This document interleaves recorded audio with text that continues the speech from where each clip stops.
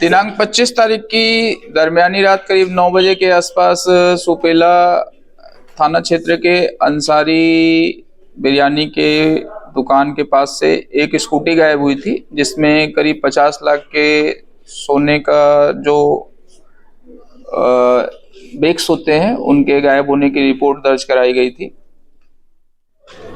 प्रथम दृष्टया वो ऐसा लग रहा था कि कहीं कुछ गड़बड़ है उसमें, बट करीब 12-14 घंटे की उसमें इन्वेस्टिगेशन के बाद ये क्लियर हुआ कि चोरी सिर्फ स्कूटी चोरी नहीं है, किसी ने उसको ध्यान रखकर रेकी करके सोने के ऊपर फोकस किया हुआ है। और उसके बाद से फिर हमने उस पर सीरियसली वर्क किया और जो भी फुटेज हमको प्राप्त हुए अलग अलग जगहों से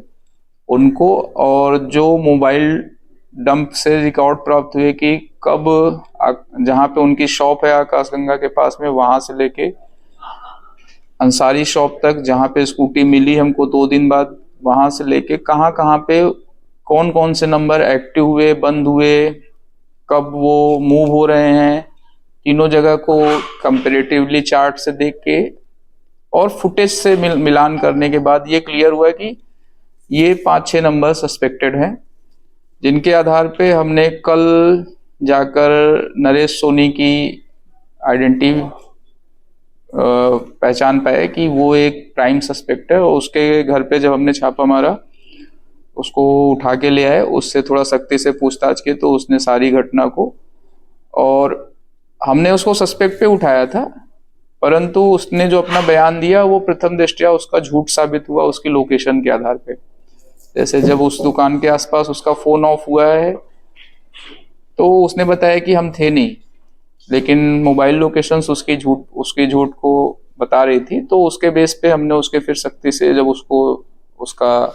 रिकॉर्ड दिखाया तो उसने वो टूट गया, और फिर उसने एक्सेप्ट किया कि उसने वो चोरी की है, और फिर उससे हमने वो जब्ती की।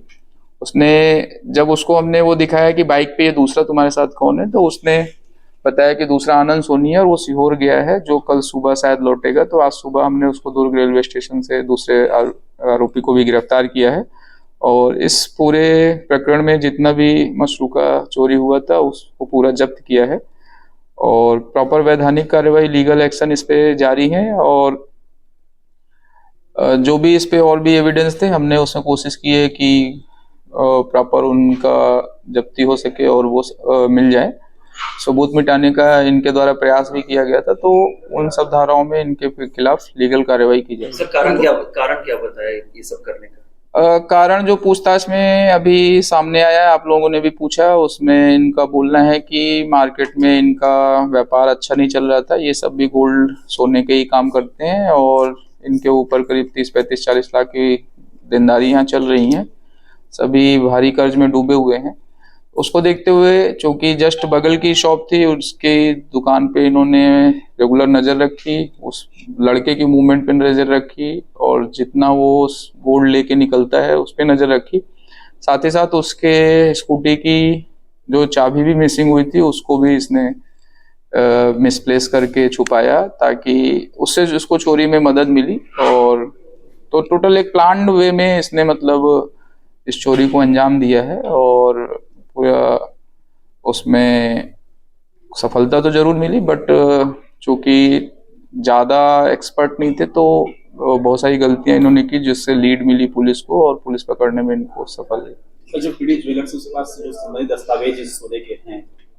हाँ, उन्होंने दस्तावेज प्रस्तुत किए हुए हैं। उन्होंने सेकेंड डे ही सारे दस्तावेज पूरे डॉक्यूमेंट के साथ करीब 48 या 49 लाख के आसपास के दस्तावेज उन्होंने रिकॉर्ड प्रस्तुत किया है, और प्रॉपर 1 नंबर में ही पैसा है।